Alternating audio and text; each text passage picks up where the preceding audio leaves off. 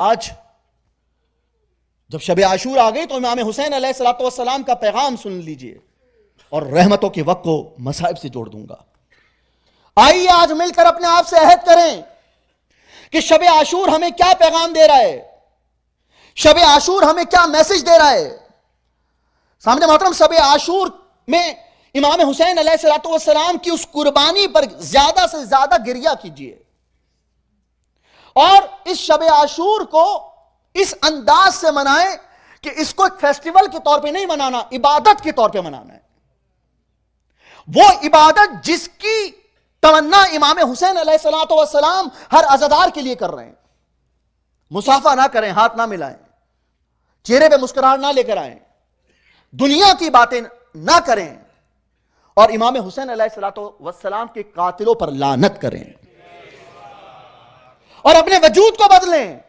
دیکھیں سامنے محترم, مجھ پر واجب ہے کہ جب میں کربلا کی تاریخ کو پڑھ رہا تھا تو میں نے سوچا کہ امام حسین علیہ السلام کا یہ پیغام ہدیہ کروں گا کہ آج کی بہترین عبادت جو آپ انجام دے رہے ہیں اور دے چکے ہیں اور انشاءاللہ دیں گے, کہ جو میں نے بھی آپ کے سامنے بیان کی, زیادہ سے زیادہ عبادت الہی, زیادہ سے زیادہ ذکر خدا, زیادہ سے زیادہ قرآن کی تلاوت, عزاداری, ماتم, گریہ, یہ سب آج کی عبادت کا حصہ ہے. لیکن امام حسین علیہ السلام اس شب عاشور میں اپنے چاہنے والوں کو ایک اور پیغام دے گئے, اور یہ کہا کہ اپنے چاہنے والوں سے ناراض نہ رہنا. اللہ اکبر. مولا کیا کہہ رہے ہیں آج شب عاشور کی مجلس میں؟ مولا کیا پیغام دے رہے ہیں کہ ہمارا چاہنے والا یہ کیسے ممکن ہے کہ بھائی بھائی سے ناراض ہو جائے, بہن بھائی سے ناراض ہو جائے, ایک رشتہ دار دوسرے رشتہ دار سے ناراض ہو جائے. سامنے محترم, امام حسین کا یہ پیغام نہیں ہے. مولا کا سچا عزادار وہ ہے جو اس شب عاشور کے وسیلے سے اور امام حسین علیہ السلام کے صدقے سے تمام دوریوں کو مٹا کر قربت اختیار کر لے. یہ امام حسین علیہ السلام صلہ رحم, یعنی کہ یہ امام حسین علیہ السلام کا شب عاشور کا پیغام ہے.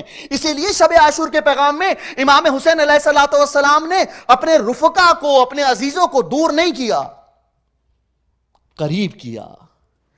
اور جب قریب کیا تو اس انداز سے قریب کیا کہ سب کو ایک ساتھ جوڑے رکھا.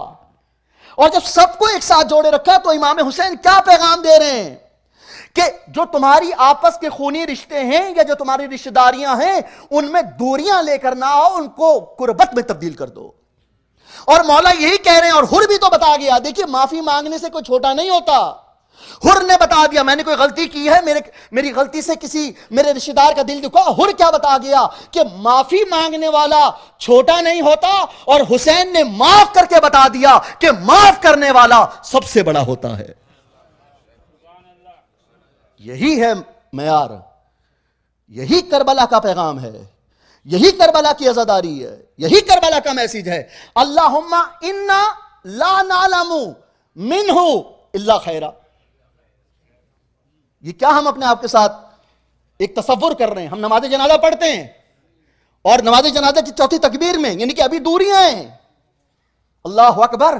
امام حسین کیا پیغام دے رہے ہیں؟ ابھی دوریاں ہیں, لیکن جو نماز جنازہ پڑھیں گے اللہم ان ھذا عبدک وابن عبدک وابن امتک, اور اس کے بعد کیا کہا؟ اللہم انا لا نعلم منہ الا خیرا.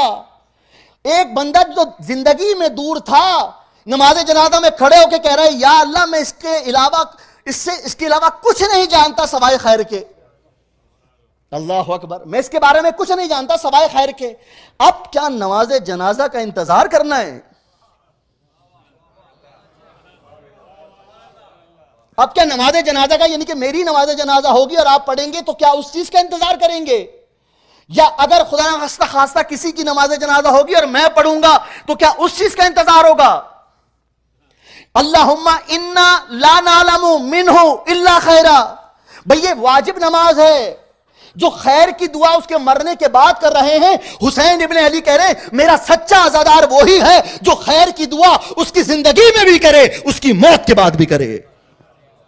درود پڑھے مل کے محمد و آل محمد پر.